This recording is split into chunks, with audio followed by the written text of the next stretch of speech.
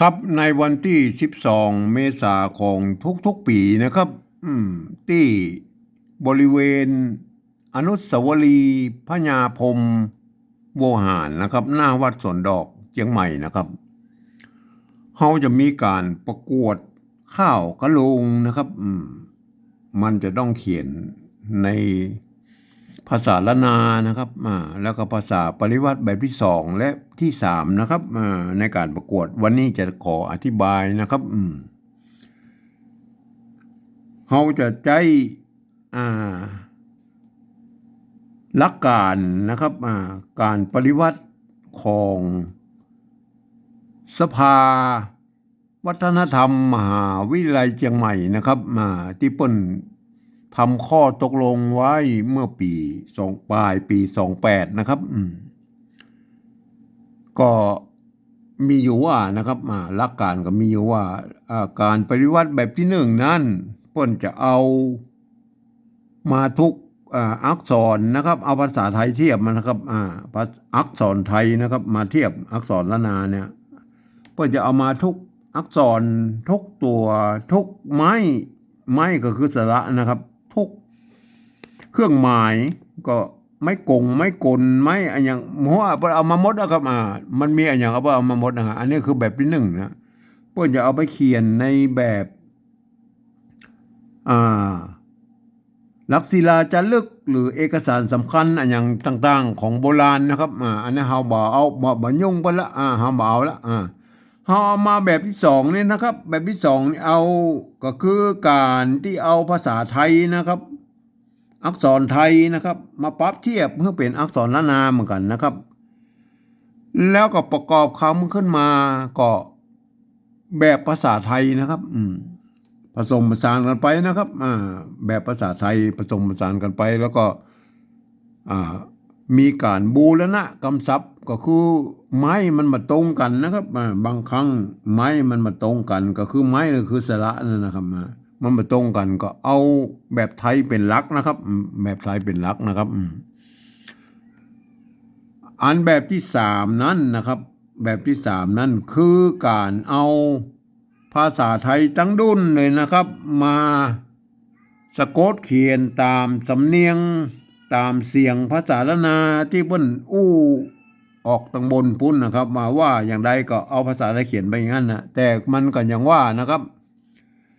มันก็มีปัญหาอยู่ว่านะครับภาษาไทยนั้นเป็นระบบ5 เสียงนะครับภาษาละนามันเป็นระบบ6 เสียงนะครับเพราะฉะนั้น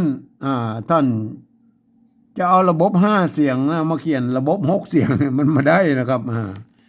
ท่านจะเป็นด็อกเตอร์มา10 ด็อกเตอร์20 ด็อกเตอร์ที่ไหนมาก็จ้างได้นะครับมันต้องมามีปัญญาเขียนนะครับเพราะฉะนั้นในตามแบบฉบับของจิ้นสิงเคอาของผมนี่นะครับผมได้ใจจุดนะครับประดับไว้ในกรรมที่เป็นเสียงโทพิเศษนะครับโทเมืองเนี่ยนะเอาเอาจุดประดับไว้ข้างหลังนะครับมาให้หูไว้ว่าโอ้อันนี้เป็นเสียงโทพิเศษนะครับนอกนั้นกรรมอื่นๆนะภาษาไทยเพิ่นสะกดเขียนได้หมดนะครับได้กู้กรรมนะครับได้กู้กรรมนะครับยกเว้นตัวนี้ตัวเดียวนะครับเฮาบ่ต้องไปเอ่อเอ่อไปอู้ถึงคนอื่นละแล้วถ้าคนอื่นไม่จะเขียนแล้วก็แล้วแต่นะปฏิวัติแบบแล้วก็ส่วนแล้วแต่นะครับต้องเอาแบบนี้นะครับแบบตามที่ผมกำหนดไว้นี่นะครับเอาเราลองมาดูเลยนะครับมาลองมาดูเลยนะครับภาษาละนาเก้าเงาเปิ้นว่าอย่าใดนะครับเห็นไหมตัวปะละหงนะครับ อ่านว่าพระนะครับนี่ไหมตัวปะละหงอ่านเป็นตัวถัดไปนะครับปะพระนะครับปะพระอ่านว่าพระนะครับพระกวดนะครับตัวกะละหงอ่านเป็นตัวข้านะครับกะข้านะครับ อ่านเป็นตัวถัดไปนะก็อ่านว่าข้าอ่านว่าข้าวนะครับไม่ใช่ข้าวนะครับ อ่านว่าข้าวกะโลงในงานไหว้สาตัวป้าละโหงนะครับป้าละโหงอ่านว่าตัวป้าผ้านะอ่านเป็นตัวทัดไปก็คือตัวผ้านะครับ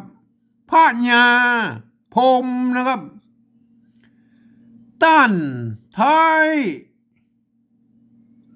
ปีนี้นะครับตัวภาษาละนาเพิ่นเอาตัวละลอลิงเนี่ยมากั้มไว้เฉยๆนะไม่ต้องมาอ่านเพิ่นนะครับเพิ่นเอากั้มภาษาเขียนเนี่ยเพิ่นอ่านกั้มเอาให้งามมาได้นะครับปีนี้นะครับไม่ใช่ปลีนะครับปีนี้เห็นไหมขอน้อมตัวกะละโหงนะครับอ่านเป็นตัวทัดไปนะกะขะนะครับอ่านว่าขาบนะครับขาบไว้ตัวป้านะครับอ่านว่าป้อนะครับอ่านว่าป้อตัวกะละโหงอ่านเป็นตัวกะขะนะอ่านเป็นตัวคอนะครับป้อคูอันนี้ตัวกะนะครับกั้มลอลิงนะครับบ่ต้องไปอ่านลอลิงนะครับบ่ต้องไปอ่านสระเนี่ยอ่านตัวข้างบนนั่นนะอ่านว่าเก้านะครับอ่านว่าเก้านะครับป้อคูเก้าต้นแบบตัวกะละโหงอ่านเป็นตัวข้านะอ่านว่าข้าวนะครับกะละโหงอ่านว่าเครือนะครับข้าวเครือไม่ใช่ข้าวเครือนะครับอ่านเป็นตัวคอนะครับข้าวเครือนะครับบัวลานเก้ากี้เห็นไหมบัวลาน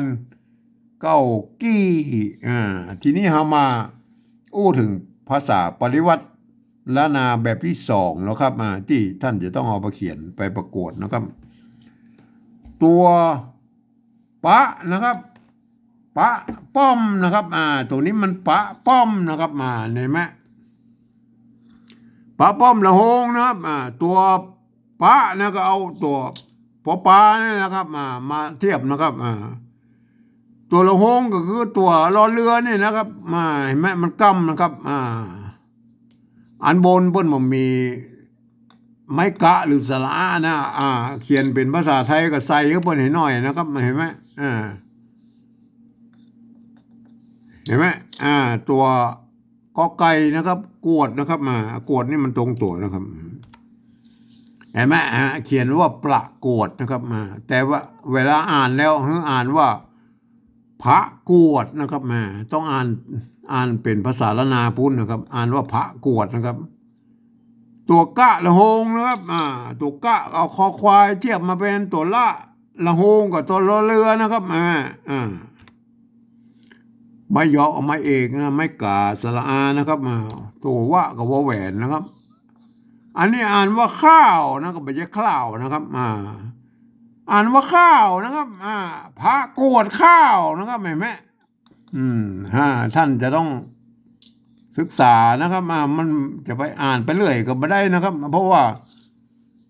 ภาษาละนาแบบที่สองนี่มันจะต้องคนที่เปิ้นเรียนภาษาละนามาเท่านั้นนะครับ ที่จะอ่านได้นะครับ คนทั่วไปไม่สามารถอ่านได้นะครับถ้าอ่านมันจะผิดเพี้ยนนะครับ ตัวกะนะครับตัวกอไก่นะครับ ไม้กะไม้กะกับสระอะนะครับกะโลงนะครับโลงนะครับไม้กงนะไม้กงนี่มาโตยแล้วนะครับเห็นไหมแบบ ถ้าเป็นแบบที่หนึ่งพอมาโตยนะครับ อันนี้เป็นแบบที่สองนะครับเขาเอาหน้าตามันเหมือนไทยหน่อยนะครับแต่เฮ้นึกว่ามันเป็นภาษาละนานะครับตัวกะตัวละนะครับตัวงะนะครับเห็นไหมในนะครับในไม้ไก่นะครับ ไม้ไก่ตัวหน้าก็นอนหนูนะครับเปิ้นบอกว่ามีบูรณะกำซับได้ตัวนะครับหน้าตามันก็เป็นออกไปทางไทยนะครับเอาหน้าตามออกไปทางไทยนะครับก็เอาในไม้สลายไม้ม้วนเนี่ยครับภาษาไทยเปิ้นใช้ไม้ม้วนเขาก็เอาไม้ม้วนนะครับในนะครับงานตรงตัวแล้วครับ ไหวไหวก็ตรงตัวนะครับ แต่มันเป็นเสียงโทพิเศษนะครับเห็นไหมไหวก็เขียนไปตามนี้ก่อนนะครับไหวสานะครับไหวสาไหวสานะครับตัวปะละหงนะครับปะละหงก็คือยืมตัวพอพานนะครับ มาเป็นตัวปะนะครับละหงก็ตัวล้อเรือนะครับทางบนด้วยเปิ้นบ่มีไม้กะหรือสระนะครับเวลาเราเขียนเป็นไทยเนี่ยเขาก็ใส่สระพวกเนี่ยนะครับเห็นไหมบูรณะคำศัพท์นะครับตัวเนี้ยนะครับ ตัวเนี้ยกับตัวยอยักษ์นะครับ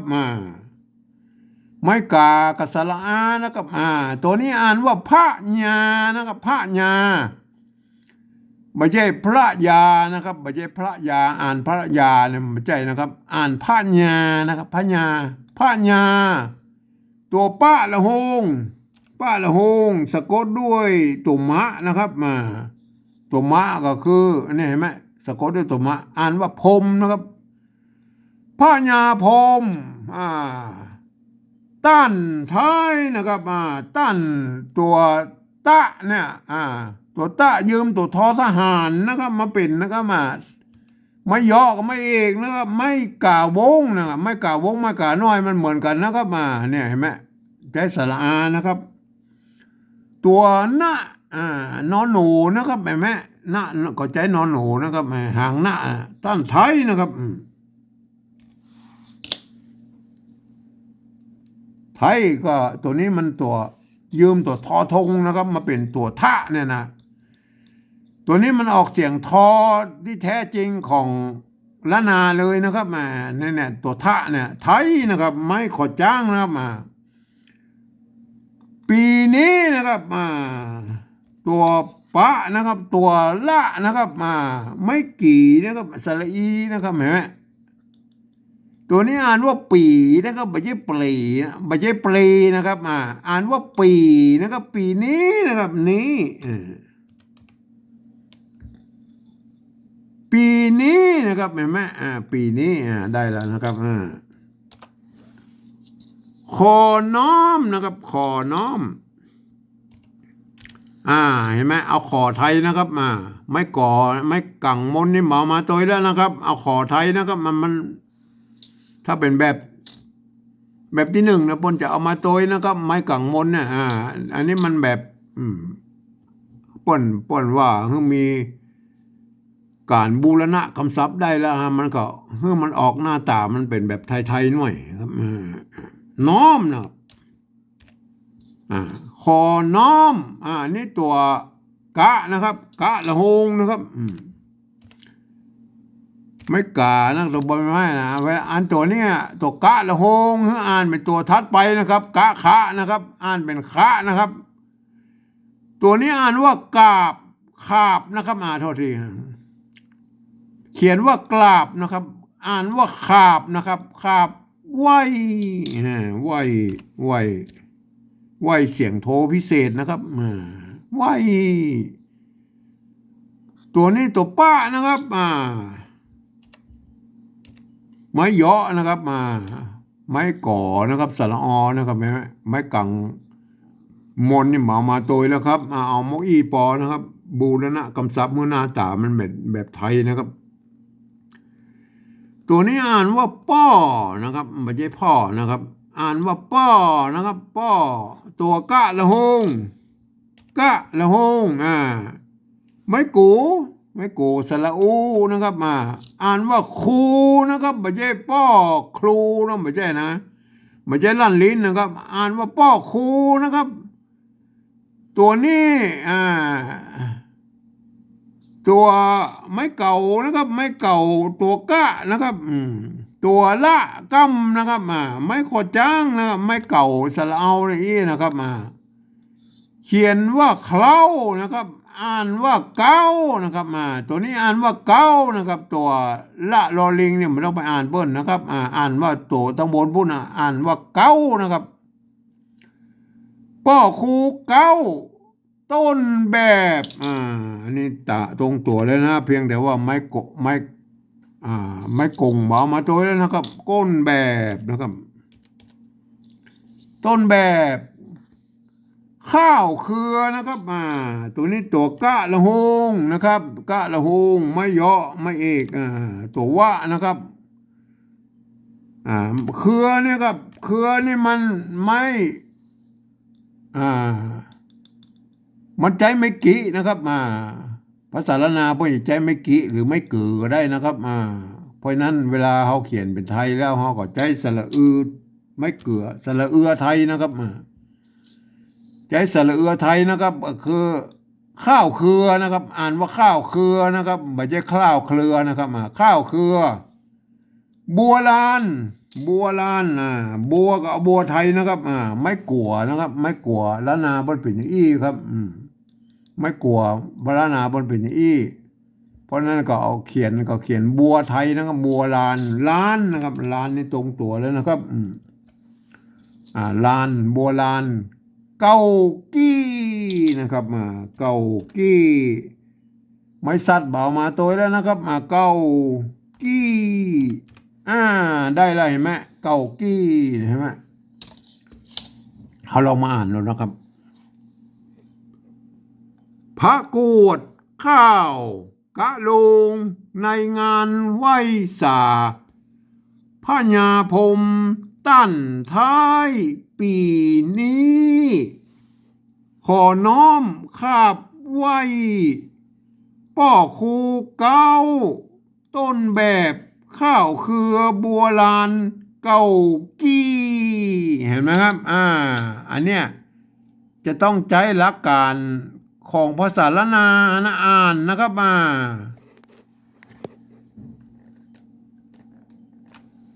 เมื่อเอา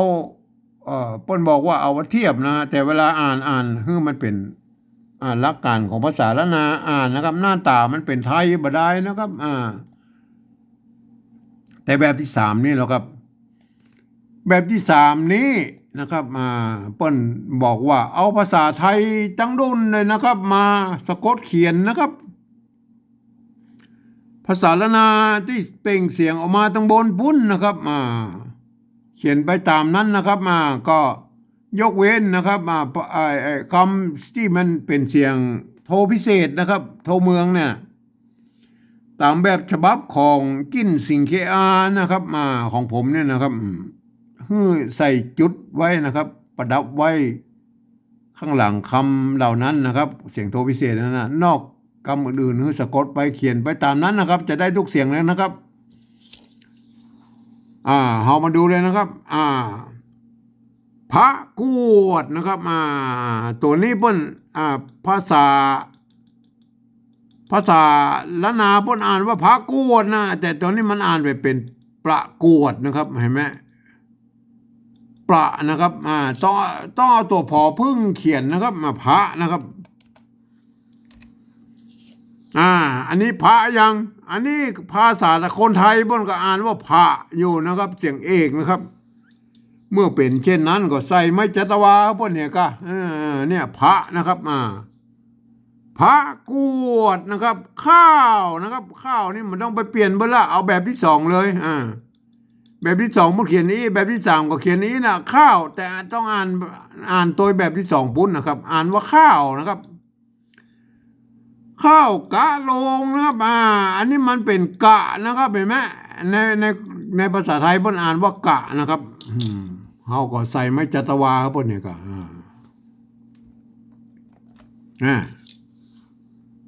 ใส่ไม้จัตวาอย่างนะครับ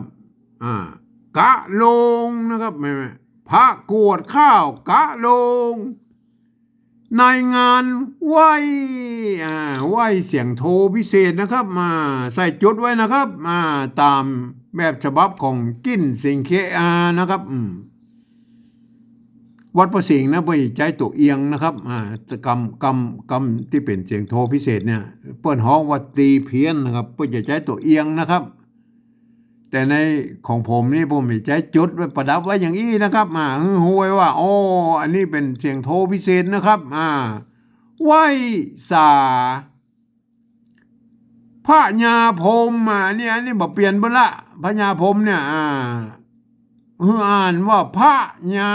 พรหมนะครับตามแบบฉบับแบบที่สองนะครับ ต้านไทยนะครับแม่อันนี้มันท่านนะครับคนไทยเป็นอ่านว่าท่านนะครับว่าจะต้องเอาตอเต่ามาเขียนนะครับตัวตอเต่านะครับจะต้องเอาตัวตอเขียนนะครับ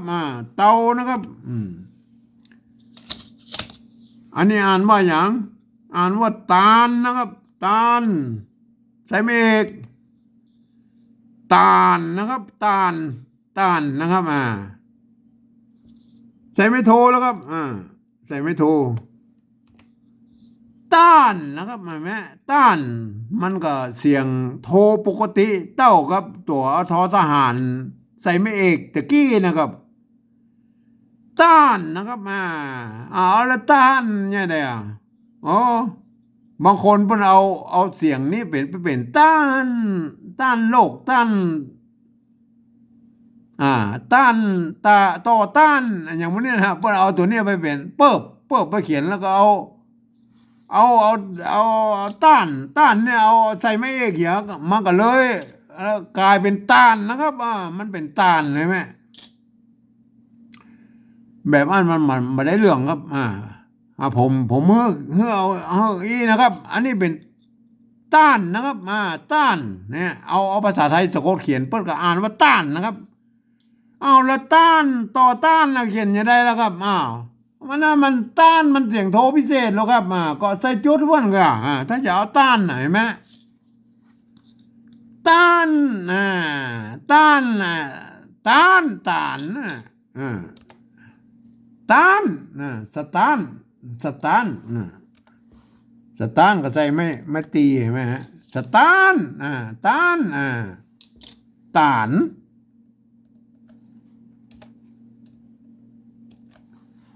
ตานใช่ไหมตานเห็นไหมได้กูเสียงเลยนะครับ การเขียนแบบผมเนี่ยจะ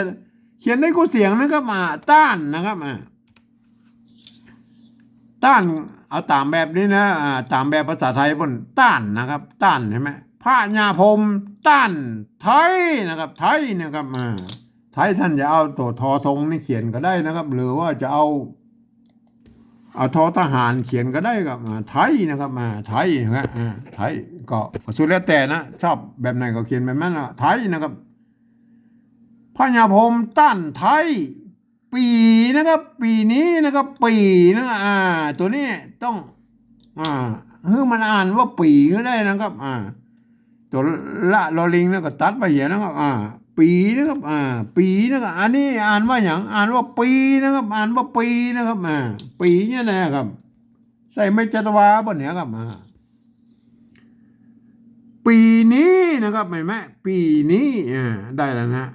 พระญาพรหมต้านไทยปีนี้นะครับขอน้อมอันนี้มันประโยคมาละมันตรงแล้วนะขอน้อม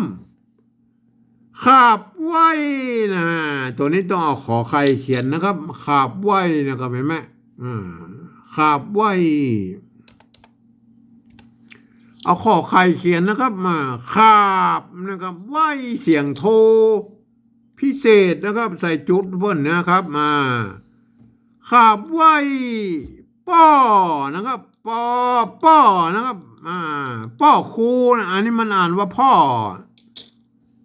ถ้าแบบที่สองนี่อ่านว่าป้อนะครับเพราะว่าตัวนี้มันเป็นตัวป้านะครับตัวป้าไม่เยาะนะครับไม่ก่อนะครับแม่อ่านว่าป้อนะครับตั้งลมนี่ต้องเอาหลักการภาษาไทยอ่านนะครับเมื่อเอาหลักการภาษาไทยอ่านทุกประการอ่านว่าพ่อนะครับท่านจะให้มันเป็นป้อได้แล้วครับก็ใช้ปอปลาเขียนนะครับใช้ปอปลาเขียนนะครับปอนะครับอันนี้ปอนะครับปอนะครับใส่ไม่เอกแล้วปอนะครับปอเสียงเอกนะครับเห็นไหมปอใช้ไม่โทแล้วครับป้อเสียงโทปกตินะครับป้อเห็นไหมเต้ากับพ่อเนี่ยเต้ากับป้อเนี่ยมันเต้ากันเห็นไหมเต้ากันเสียงเต้ากันนะป้อนะครับแล้วก็ป้อแป้แล้วก็ ป้อแป้ป้อแป้ป้อแป้ก็ใส่จุดเสียงโทพิเศษก็ใส่จุดแล้วป่ะเนี่ยกายป้อนะครับป้อใส่ไม่ตีหรอป้อนะป้อป้อนะใส่ไม่จัตวาหรอป๋อเห็นไหมได้กู้เสียงนะครับเขียนแบบผมนี่ได้กู้เสียงนะครับป้อป้อป้อนะครับป้อป้อคูนะครับคูนี่เขามาเปลี่ยนละเขียนแบบเบี้ยแต่อ่านตัวอ่านว่าคูนะครับอ่านว่าคูไม่ใช่คลูนะครับคูป้อคูเก้านะครับตัวนี้ต้องอ่านว่าเก้ามันจะต้องเอากอไก่เขียนนะครับเอาตัวกอไก่เขียนนะครับอ่านว่าเก้านะครับมันอ่านเขียนว่าเก้าให้ได้นะครับเก้าเก้าเก้าเก้าเก้าเก้าเก้าอันนี้เท่าเก้าแล้วก็เก้าเก้าเมืองเหนือเนี่ยแหละครับเก้าเมืองเหนือเนี่ยแหละครับใส่จุดไปนะเก้าเลขเก้านะครับใส่ไม่ตีแล้วครับเก้านะครับใส่ไม่ตีเก้านะครับเห็นไหมป้อคูเก้าต้นต้นเสียงโทพิเศษนะครับต้นใส่จุดนะพวกเนี้ยต้นแบบข้าวเครือนะครับอันนี้ขอเอาแบบที่สองนะครับเป็นแบบที่สองเนี่ยข้าวเครือนะอนุโลมมือไม่ต้องเอาหรือท่านจะเอาตัวรอเรือนี่ออกไปก็สุดแล้วแต่นะครับสุดแล้วแต่ก็ได้นะครับก็ได้สองอย่างนะครับข้าวเครือบัวลานนะครับบัวลานบัวลานเก้ากี้เสียงโทพิเศษนะครับเสียงโทพิเศษก็ใส่จุดบ้านเนี่ยนะกี้เนี่ยเห็นไหมกี้เสียงโทพิเศษใส่จุดบ้านเนี่ยนะได้แล้วนะครับทีนี้เราลองมาอ่านดูแล้วครับแบบที่สามเนี่ยนะครับเห็นไหมลองมาอ่านดูครับพระกูดข้าวกะลงในงานไหว้สาพระญาพรมตั้นไทยปีนี้ขอน้อมขาบไหว้ป้อคูเก้าต้นแบบข้าวเครือบัวลานเก่ากี้เห็นไหมทีนี้เรามาดูแบบที่สองแล้วครับแบบที่สองนี่ท่านจะต้องเอาหลักการหน้าตามันเป็นไทยนะครับแต่หลักการอ่านนั้นท่านจะต้องเลือกเสียว่ากรรมเหล่านี้เป็นอักษรล้านนานะครับตัวปะนะตัวปะละหงนะเห็นไหมตัวกะนะครับเห็นไหมตัวกะนะครับเห็นไหมท่านจะต้องว่าอักษรเหล่านี้เป็นอักษรล้านนานะครับท่านจะต้องเอาหลักการภาษาล้านนาอ่านนะครับเห็นไหมอ่านว่าพระกวดข้าวกะลงในงานไหว้สาพระญาพรมตั้นไทยปีนี้ขอน้อมขาบไหว้ป้อคูเก้าต้นแบบข้าวเครือบัวลานเก่ากี้อันนี้คือแบบที่สองนะครับจะต้องคนที่เปิ้นเรียนภาษาล้านนามาเท่านั้นอ่านนะครับคนทั่วไปบ่สามารถที่จะอ่านได้นะครับเพราะฉะนั้นมันจะผิดเพี้ยนนะครับเอามาดูภาษาล้านนาเก้าเงาเปิ้นนะครับภาษาล้านนาเก้าเงาเปิ้นบ่มีปัญหานะครับเปิ้นต้องเขียนอย่างนี้นะครับ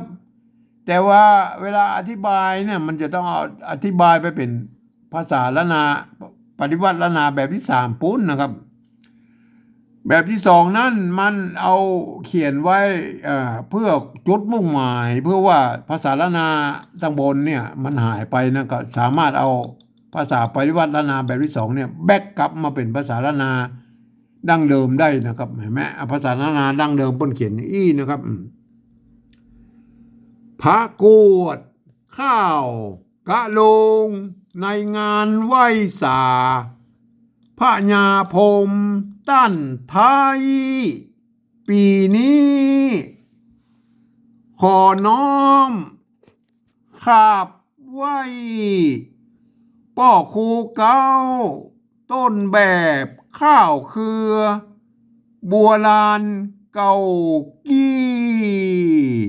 ครับวันนี้ก็ขอบรรยายเพียงแค่นี้นะครับ ของท่านเอาไปศึกษาดูนะครับ เพื่อเอาไปประกวดเขียนข้าวกระโลงประกวดในวันที่12 เมษายนของทุกๆปีนะครับ ที่หน้าวัดสวนดอกเชียงใหม่นะครับ บริเวณอนุสาวรีย์ตั้นพญาพรหมโวหารนะครับปีนี้ก็ได้ข่าวมาว่าจะได้ย้ายไปไว้ข้างในวัดพุทธนะครับท่านก็ลองติดตามดูนะครับวันนี้ก็ขอแค่นี้นะครับ